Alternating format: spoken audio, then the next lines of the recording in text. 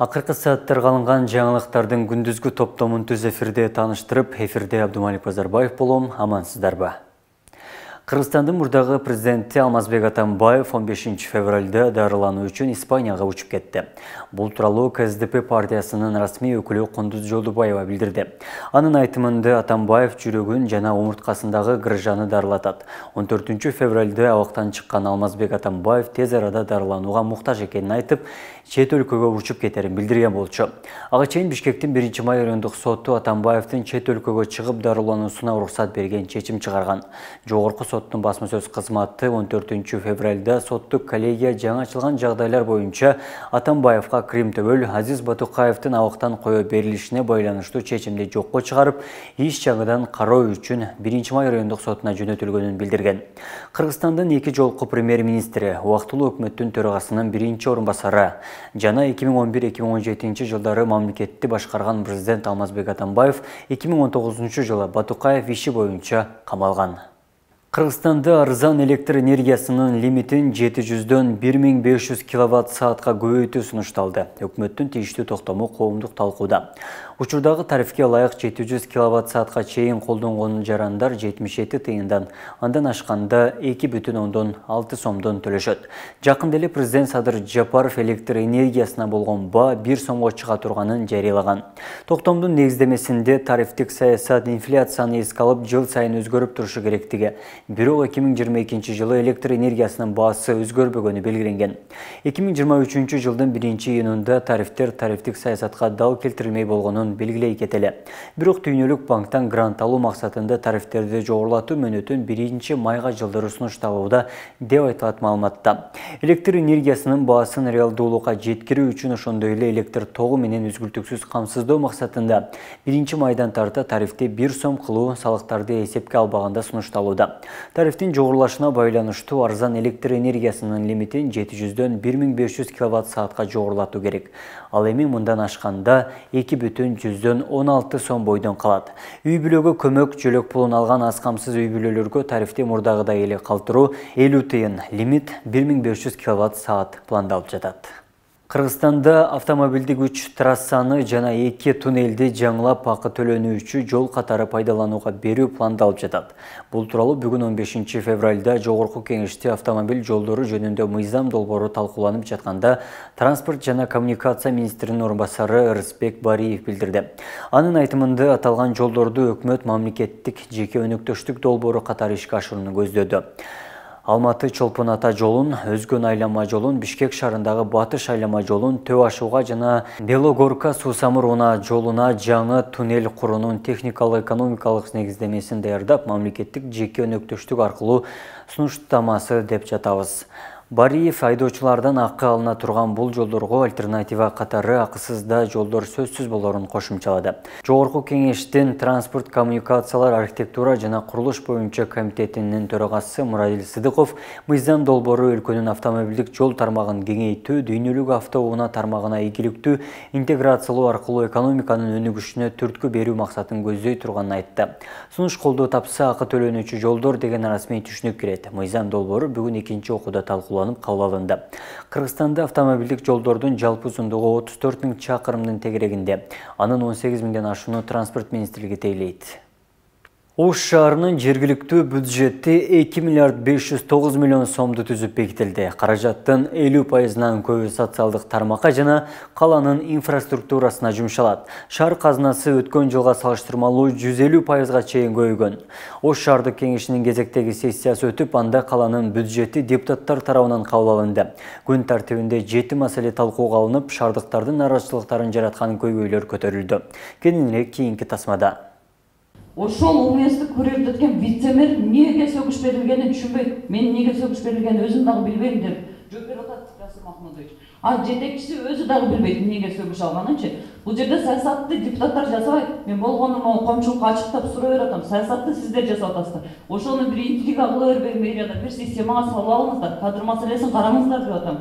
Ош шаардык кеңештин кезектеги сессиясында алгач ар кандай маселелер көтөрүлүп, шаар бийлигинин кадр саясатына жана жыл жыйынтыгындагы жетекчилерге сөгүш негизсиз берилгенин эл өкүлдөрү сындап чыкты. Депутат Назима Алмазбекова муниципалдык менчик башкармалыгынын башчысына сөгүш негизсиз берилгенин билдирип, биринчи вице-мэрдин эл өкүлдөрүнө кылган мамилесине нааразычылыгын айтты. Депутаттар шаар башчысынын кеңешчисинин дагы ишмердүүлүгүн аша чапкандык катары баалап, жетекчилер кеңешчи аркылуу иштеп калганын ачыкташты. Кайсы ишин негизинде сөгүш берилгендиги боюнча бир катар материалдарды сурап таанышып атам, бирок ушул боюнча жалпыга маалымдоо каражаттарында атайын ошол тармакты көрүртеткен вице-мэр Жасур Азимов өзү дагы бул боюнча түшүнбөстүгүн билдирди да.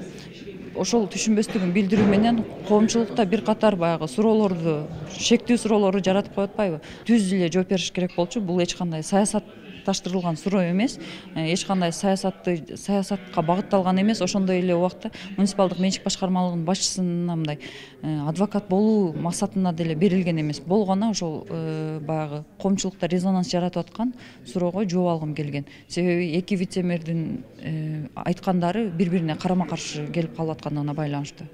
Кеңеш бере турган полномочиялар. Кээ бир мэрлердин 4-5 кеңешчиси болчу. Бирөө курулуш жагынан, бирөө экономика жагынан, бирөө социалдык жактан. Вот ошол багытты түшүнгөн адамдар менен мэр иштешкенге акысы бар. Бирок алып келип кеңешчини бүт полноценный өзүнө жардамчы болуп алыш, мен оюмча бул мыйзамдан бир аз чыгып кеткен болуп калат. Негизи укугу жок, алар? Укугу жок, конечно, укугу жок да. Ал эми мэрге кеңеш берет да. Өзү айтып коебу. Шаардык кеңештин кезектеги сессиясында 7 маселе каралып, шаардык мэрия сунуштаган жергиликтүү бюджеттин 1 жылдык долбоору колдоо тапты. Алгач кала казнасынын аткарылышы жана өзгөртүүлөрү талкууланып, белгиленген бюджеттин жалпы чыгаша бөлүгү жана негизги багыттары эл өкүлдөрүнө тааныштырылды. Шаар казнасынын бул жылдагы каржылык көрсөткүчү 2 миллиард 509 миллион 306 миң сомду чапчыган. Узаган жылга салыштырмалуу 908 миллион 449 миң 800 сомго көп. Быйылкы жылы социалдык объектилердин курулушуна 500 миллион, ал эми жол курууга 350 миллион сом бөлүндү. Бюджеттин өсүшү бул реалдуу. Бул эч кандай мына кошумча бир жасалма болгон жери жок. Өткөн жылга салыштырмалуу где-то 1 миллиард сом тегерегинде уже өсүш бар да.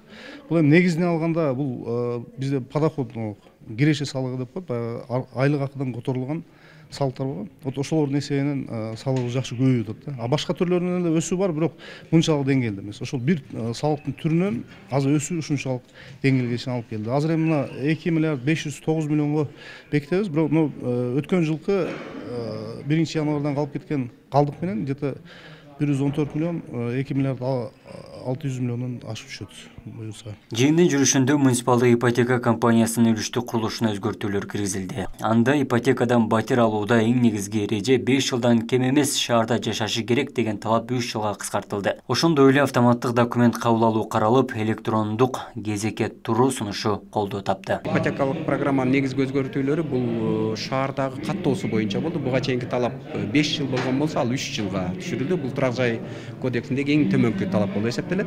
Андан кийин фурак жашына да өзгөртүүлөр кирилди. Буга чейин 65 жашка чейин төлөп бүтүшү керек болсо, эми ал 70 жашка чейин узартылды. Анан айрым финансылык параметрлерге өзгөртүүлөр киргизилди. Финансылык параметрлер тагыраак буга караганда, мурдага караганда тагыраак белгиленди. Анан документтерди кабыл алуу эрежелерин өзгөртүү киргизди. Биз муниципалдык ипотекалык ишканасы документтерди кабыл алууну электрондоштурдук. Мындан кийин жарандарыбыз үйүндө отуруп эле өзүнүн мобилдик каражаттары аркылуу документтерди тапшырууга, ошол эле мезгилде түздөн түз өзүнүн документтери тапшырылгандыгы жөнүндө жана ал кайсы кезекте тургандыгы жөнүндө автоматтык маалымат алышат. Каланын талкаланган жолдору, жылуулук, социалдык объектилердин жетишсиздиги сыяктуу кандай көйгөй болсо эл өкүлдөрү тарабынан көтөрүлүп жатты. Жыйындын соңунда шаардын 1 жылдык бюджети кала тургундарынын муктаждыктарына жараша бөлүнүп, коомдук угуу дагы өткөрүлгөнү айтылды. Кезектеги сессияга шаардык кеңештин төрагасы, 41 депутат жана каладагы бардык мекеме ишканалардын жетекчилери катышты. Кыргызстанда онкологиялык дартка чалдыккан балдардын саны көбөйдү. Бул тууралуу бүгүн 15 февралда Бишкектин балдардын онкологиялык оорусуна байланыштуу жыйында айтылды. Маалыматка ылайык 2022 жылы Кыргызстанда онкологиялык диагноз коюлган балдардын саны 157ге жеткен. 2021 жылы 99, 2020 жылы 139 бала өсмө оорусу аныкталган. Бишкек жана Ош шаарларында жылына 500дөй бала онкологиялык дарт менен ооруканага жатып чыгууда.